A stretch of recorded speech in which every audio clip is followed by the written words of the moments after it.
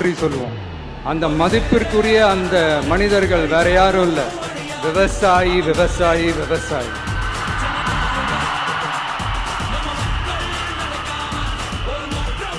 அவங்க பார்க்கறதுக்கு வேணா சாதாரணமா இருப்பாங்க, ஆனா அவங்க சாதாரணமான மனிதர்கள்லாம் கிடையாது. இந்த உலகத்தையும் மனிதர்களையும் படைச்சது கடவுள்னு சொல்லுவாங்க, ஆனா அந்த கடவுளுக்கே படையல் போடுற உயர்ந்த மனிதர்கள் தான் நம்ம விவசாயிகள். இந்த பூமியில உயிர் இருக்குது, இந்த பூமியில பூ பூக்கும், காய் காய்க்கும், பூத்து குலுங்கும்னு இந்த பூமியை அழகா காட்டி இந்த பூமியை சாமி ஆக்கிறதுல இயற்கையோட சேர்ந்து நம்ம விவசாயிகளுக்கும் ஒரு முக்கிய பங்கு ஒன்று இருக்குது.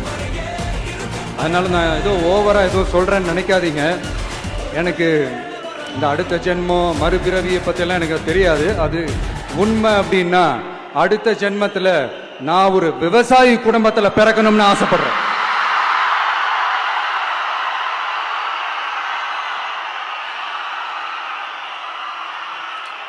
எனக்கு விவசாயத்தை பற்றி டீட்டெயில்டா தெரியாது.